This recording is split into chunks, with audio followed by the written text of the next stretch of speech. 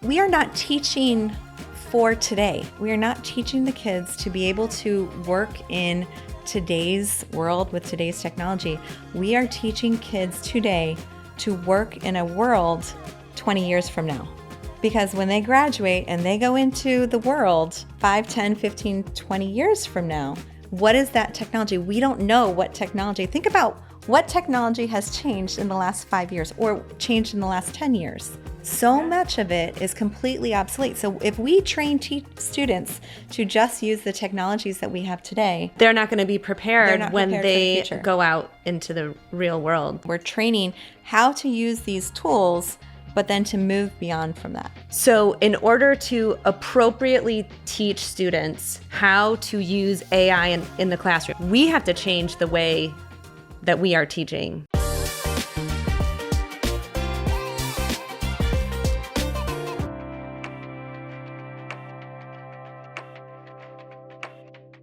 Welcome back to Education Uncharted. Today we have an exciting topic because I think we're going to have some interesting opinions on this. We're going to talk about AI in education and talk about some of the great ways we can use it, but also consider some of the potential downfalls of it. So, Amanda, what do you think?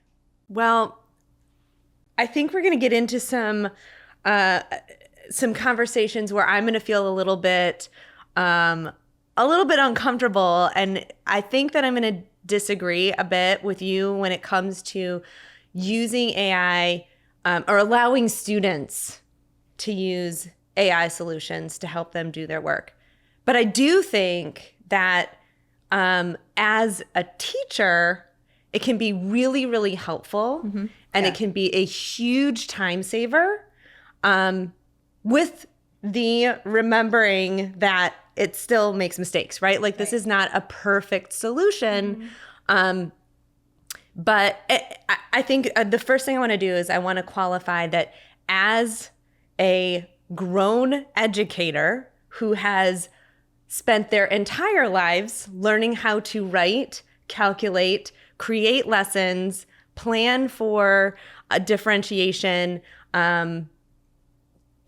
do all of the things in the classroom, using this tool to help you do your work more efficiently is not a cheat. No. Right? Like this is not a cheat. This is you as a professional recognizing that you now have a tool to help you do your work faster, more efficiently, as long as you are the one that's putting in that input in a way that makes sense, right? So let's talk about using AI to help you lesson plan. Oh, it's great. They say all the time, don't reinvent the wheel. And then what do? We reinvent the wheel all the time because, we know our students and the county might give us lesson plans or some ideas, or we see something on Teachers Pay Teachers that is kind of great, but maybe we need to tailor it a little bit for our students.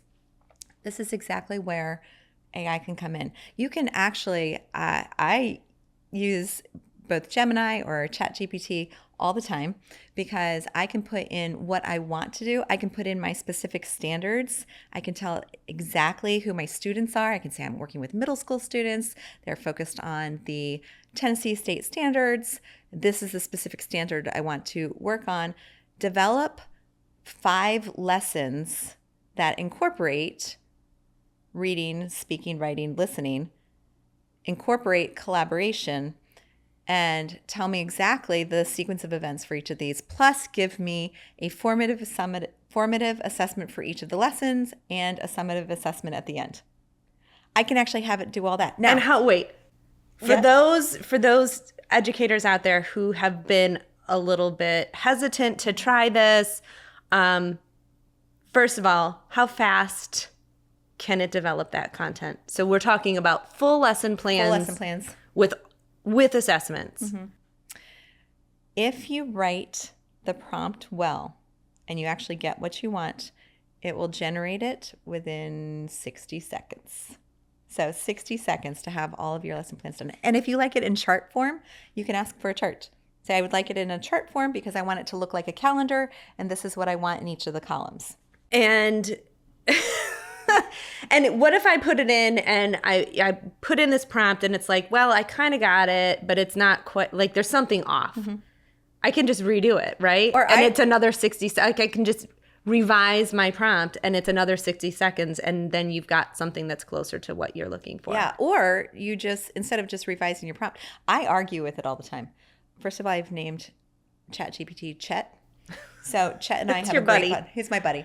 We have a great bond, but sometimes we disagree on what exactly is good and what's not good. Because sometimes it'll give me something completely unrealistic to do in the classroom, like take the students out and have them collect metamorphic rocks and igneous rocks.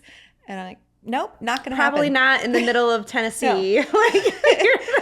It's not going to happen. So I can argue and say, okay, that's not a good idea. I say it respectfully just in case AI takes over the world. But I say, please generate. You want to be saved if you're. I totally want to be saved. They will not touch Lisa because she has been polite all these years. I've been polite the entire time. Yes. And I say thank you too. I do too. 100%. Thank you.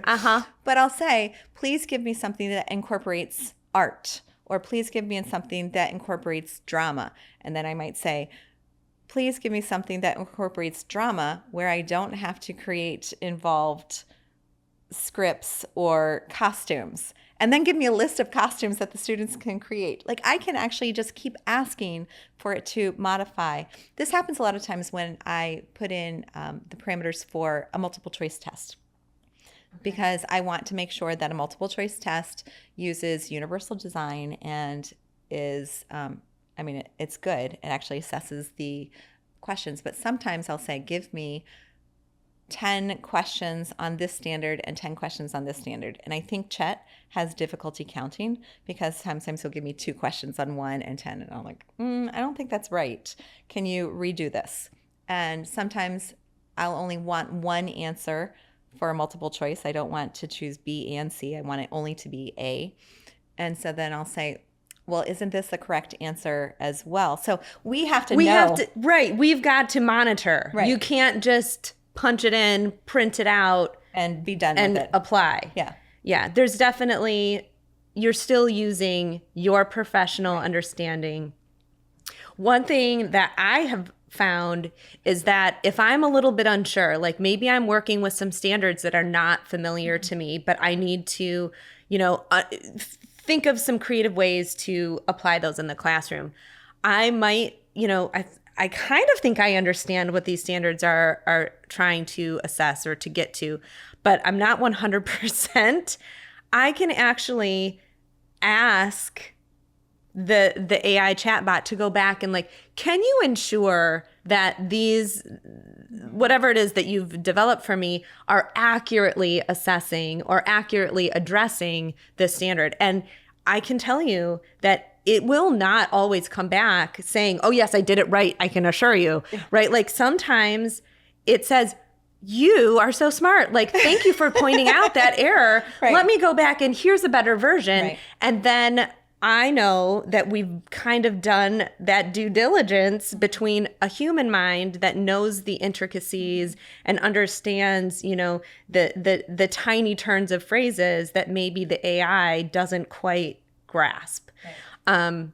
I remember I was teaching kindergarten, and it was new to me. I hadn't taught kindergarten before, and the math standard said to teach subitizing. And I was like, I don't know what that means. Having to do with submarines? I mean, I don't know what it is. And so I said, give me some examples that I could ask a kindergarten student with limited reading abilities. All it is being able to look at a group of objects and be able to count them in your head. Okay. So there's bricks or teddy bears on the table, and it's 5. It's 8.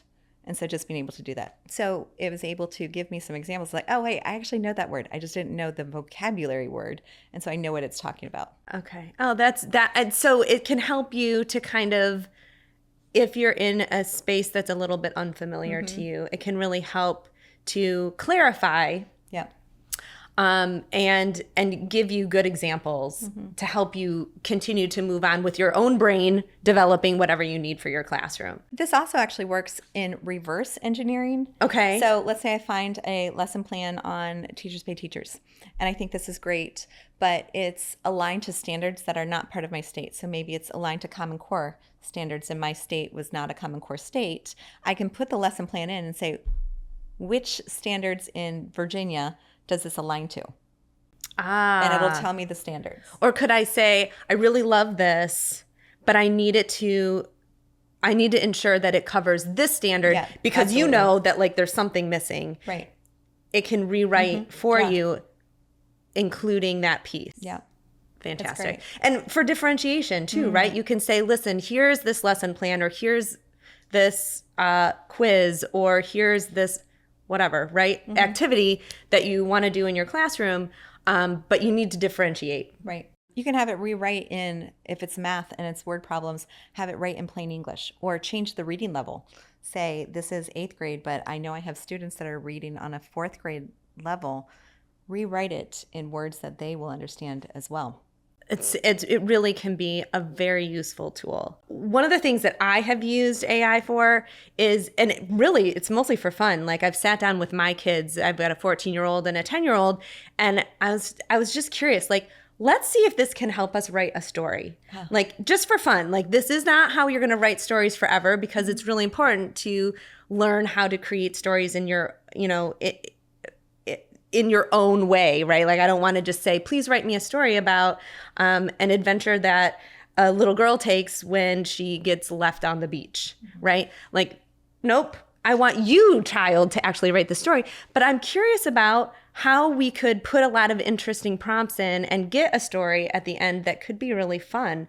And so we did that just as like, oh, let's just play around. And we started with like a simple prompt, like here's some of the character traits and here's the basic story that we want to go through. And we just developed a simple story for fun. And I think that there were times within that where it's like, okay, well, I'm learning that if I want a story that has a clear developed character, I need to think about what that character is, right? And describe it. And yes, and be able to put that into the prompt. I can't say like, hey, you please make up this character and read my mind and get it right? So we had fun doing that.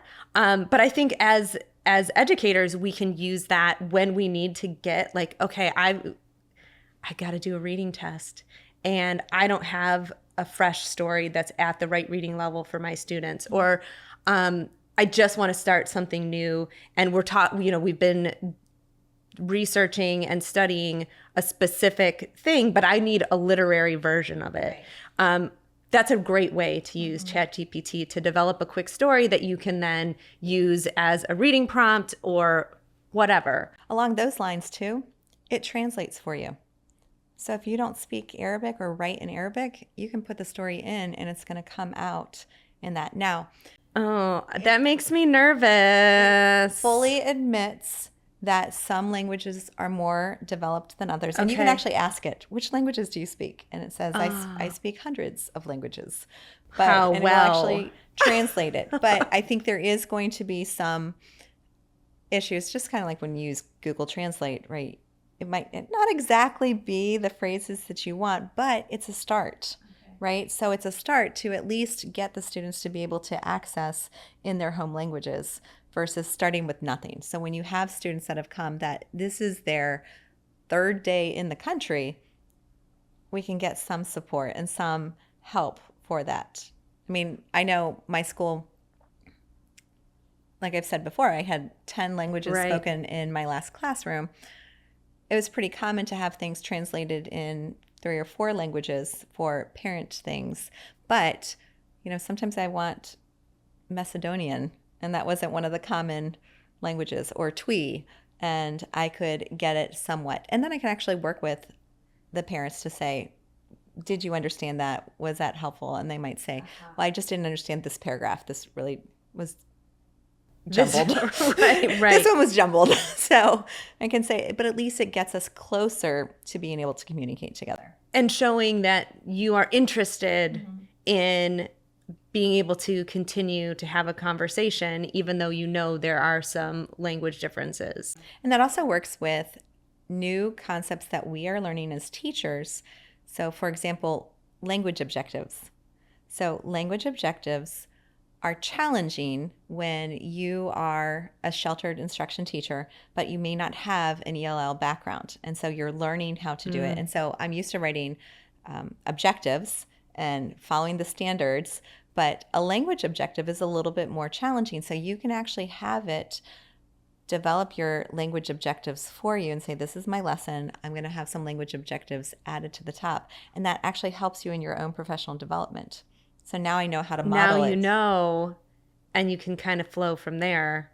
I really do believe that as a professional and as a grown-up who understands, like, here's what my aim is, here's where my end goal is, and here are all of the nuances that I want woven into my work, that using AI can be a huge time saver, and that it really is effective. I was thinking also some of the AI tools that we use, like chat, is connected to Dolly, and so it can develop images. Now, we all know that AI images right now can kind of They're not quite there yet.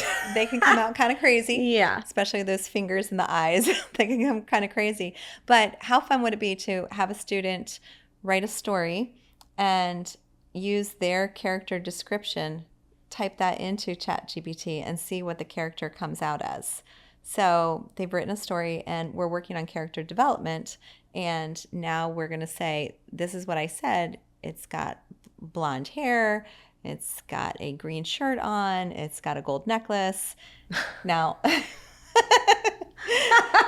see what image comes up with. And am I being descriptive enough, or do I need to change my characterization in my story? So I'm using AI as a way to create imagery. So those images that are in our head that we're trying to teach the kids to visualize, especially the beginning readers, when like you have to tell that story in your mind, but I still don't see it. It's really hard for me to see that story in my mind. I'm used to video games or TV shows or movies. I'm not used to looking at text and then reading it. So we can help our reading and develop by saying, well, can we describe it to AI and see what kind of an image comes up with? So you can use it to help students dig into their practice. Right.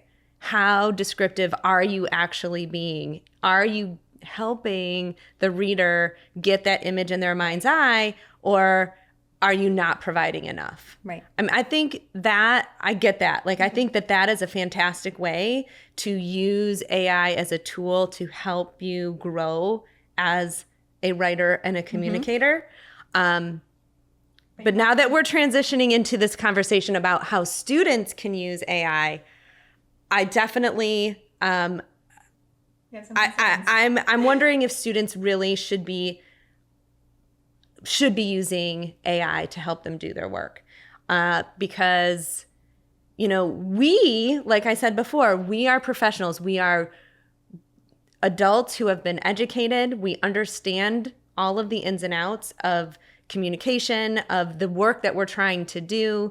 And we've done it all with our own minds up until basically this very point, right? There's been some help along the way. We have had computers, right, to help us. We've had calculators to help us figure out math. Right. But only when we first had those more basic skill sets developed. I don't know, like, I would not give a third or fourth grader a calculator to do their math. I think in some situations you would give them a calculator. I mean, not saying every way, not just when we're learning our multiplication facts, but when we're checking our work, when we are using complicated applications from a word problem, and they still have to know the numbers in order and the operations in order. Getting the calculator out is not going to give them the right answer if they're not using the order of operations correctly. So there's ways where we can use it, but it's dependent on the teacher, right? But don't we want the kids to be forming these skills the ability, like building the ability within their own minds to follow and do all of the steps before we then say, okay, now that you know these steps, we're moving on to even harder stuff, right? Like we're getting into some pre-algebra, we're getting into some geometry work where it's more than you can do quickly on paper or in your head. Then I feel like, okay, calculator's okay, but I'm definitely hesitant to like hand over such a powerful tool to students who have not developed those initial skills. Specifically as a writing teacher, and you can fight me. I want students to learn the process of writing, and I want them to learn how to develop their own thoughts and understandings through writing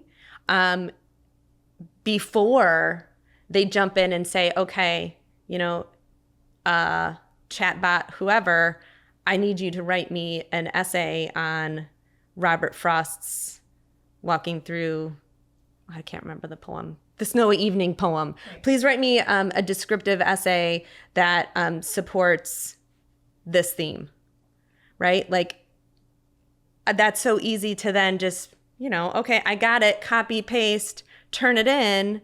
And I never really had to think about it because I just took the prompt from the teacher, punched it in, and there we are. I never had to dig in and analyze and organize my thoughts in a way that were meaningful to me.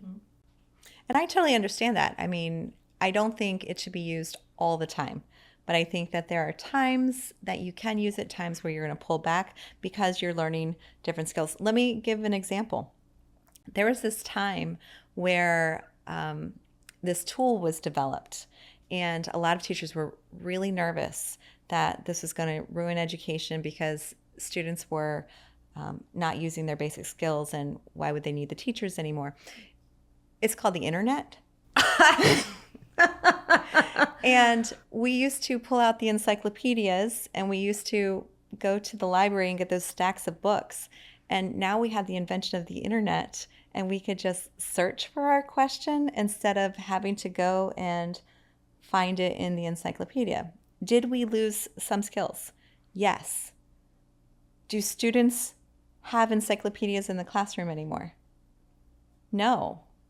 We don't have these books anymore because as technology develops, the world develops and things change.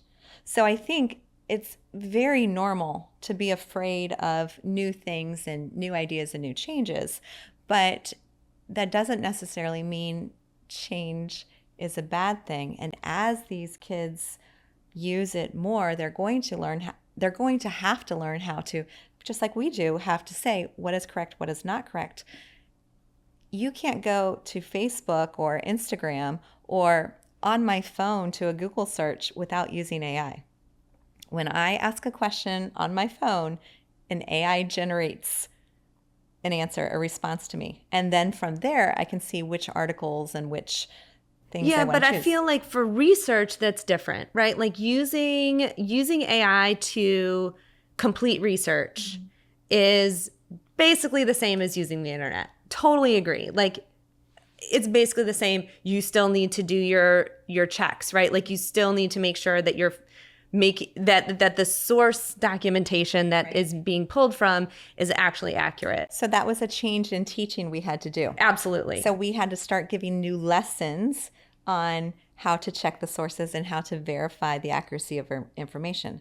So maybe now it's just it's a change in teaching because we have these new tools, and so we need to change the prompts that we're giving, or we need to change the expectations that we have for the students. I can tell you, if you ask a student to write a 5-paragraph essay about panda bears, it's going to pretty much look the same as what ChatGPT presents. But what you can then do is say, okay, you got the 5-paragraph essay about panda bears. Go in and highlight the details. Go in and tell me which details are not actually correct. Go in and tell me where we need to add more colorful writing or more ideas to actually put in our voice right? Because it's still not a person that's creating it, and it misses so much. And that's, you're going to find that with stories too. You can say, put in emotion, and it'll be like, he was quite happy.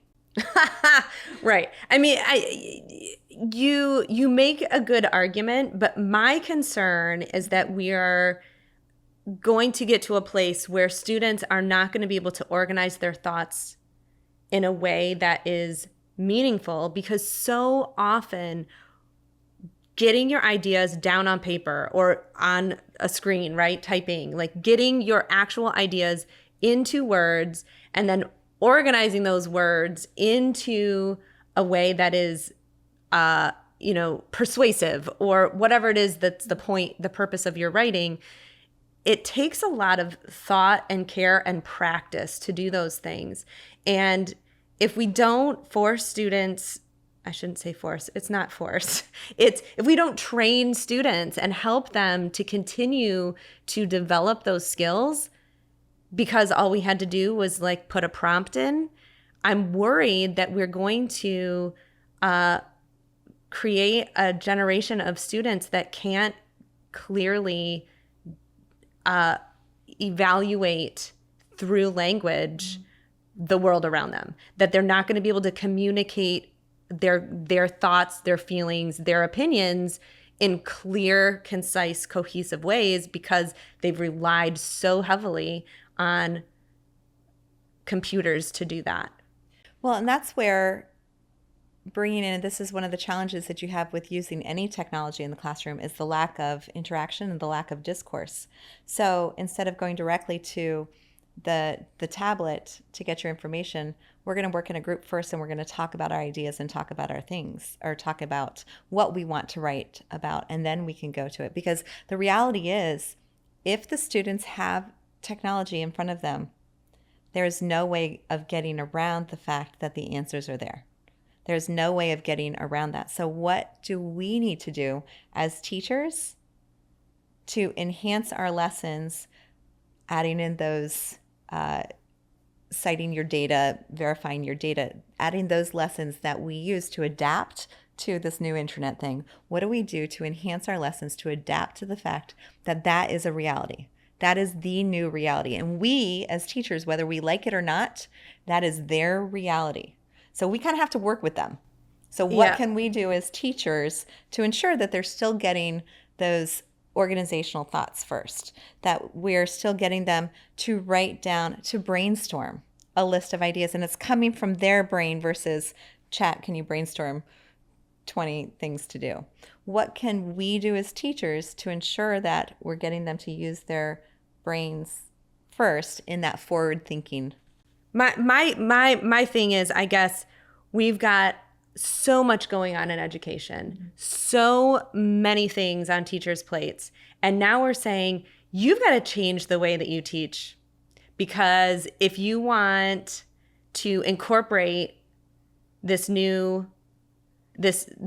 I mean, truly, it is an amazing technology. But if you want students to use this technology, you're going to have to really rethink how you teach on an everyday basis. And it makes me wonder if we probably should be teaching that way anyway. Instead of providing students prompts and then saying, hey, just go do it, maybe school should be more about teaching how to think. How to think and how to apply those, instead of just generating information and regurgitating information, that we should be using our critical thinking skills and apply these scenarios and situations with the tools that we have and with the changing things. I think it's going to make students so much smarter because it takes away the wasted time of doing that background. I mean, we talk about what can we do for teachers to take away their work, right? And we say, well, give the things that are iterative or redundant, give that to technology, put it in an Excel spreadsheet to have them crunch numbers.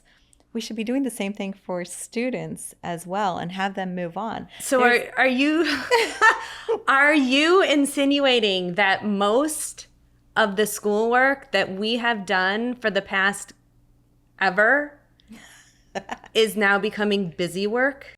I think a lot of it is busy work. Yes. I think practice is good. I think practice is good. But I think that we waste a lot of time explaining instructions, re-explaining instructions, explaining those instructions again. We spend a lot of time collecting homework, making sure they have a pencil, making sure they have a piece of paper, making sure that the paper's not torn, making sure that their name is written in the top right corner, that's not like there's so many things that we focus on when we could just have them turn things in virtually, when we can have things graded at the same time. We can take away some of that busy work. Think about, and I'm going to seriously date myself at this point. I think about how many lessons I had in elementary school on a card catalog. Yeah. And I am not talking about a computer. I am talking about the The drawers that you pull out and you go and you search for a book. You had to learn how to do that. We had to learn Lisa, how to you're do so it. right. So you had to like learn how to use a system to do research that now is completely obsolete. And maybe a lot of what we're doing in our classroom is on its way out. We are not teaching for today. We are not teaching the kids to be able to work in today's world with today's technology. We are teaching kids today to work in a world 20 years from now. Because when they graduate and they go into the world, it's 5, 10, 15, 20 years from now. What is that technology? We don't know what technology. Think about what technology has changed in the last 5 years or changed in the last 10 years. So much of it is completely obsolete. So if we train students to just use the technologies that we have today, then they're not going to be prepared when they the go out into the real world to do the work that they have to do. Training that critical thinking. We're training how to use these tools, but then to move beyond from that. So in order to appropriately teach students how to use AI in the classroom or to use it as a tool that can help them produce content to turn in, we have to change the way that we are teaching. We do. And I don't have an answer for that yet, except that we need to start thinking about teaching. And talk to other teachers. This is the most important time. Anytime you are in a period of uncertainty, you need to not keep that uncertainty inside your chest. You need to talk to other people and say, what do you think? And be open and willing to listen to different ideas that may not be comfortable for you or may not be what you're expecting. Go in with an open mind. I mean, we tell our students to do it, so let's go into with an open mind. The world is changing so fast, and it will continue to speed up, right? As we continue to develop new technologies and new ways of doing things, change is what's the quote is, change is the only constant, right? And we need to, as educators, be willing and open to that change, even though it can feel super uncomfortable. And I know that for me, it's still very uncomfortable. Like I don't know how to solve for that. Right. And so I want to just stick with what I know. But if we're going to prepare our children for the world that is continually changing, we need to change too. Ourselves and work with them. Well, maybe you've changed my mind a little bit, but now I have a lot of work to do. So I guess I'm going to have to think about how do I teach thinking as opposed to teaching content or methods or ways of doing. Yeah. And that's a big challenge, but I don't have to do it all at once. No, not at all. Not at all. So change can be slow. Until we get there. I appreciate the conversation today, Lisa. Thank you for helping me start to change my mind. I loved it. And thank you all for listening to Education Uncharted, a Propello podcast. Hit that subscribe button and make sure that you never miss an episode, because Lisa and I might, we might brawl. There might come a time where we really disagree, but Yeah. I think today you've been pretty convincing. If you liked what we shared today, we would love to hear from you. Please consider giving us a rating, leaving a comment, telling us how you have used AI in your classroom, or how you are moving into the space of letting your students use AI, or maybe even more importantly, how you teach Those thinking skills. How do we get students to move past operational, regurgitation, and really develop how to think about thinking and doing in our changing world? Absolutely. So until next time, I'm Lisa. And I'm Amanda.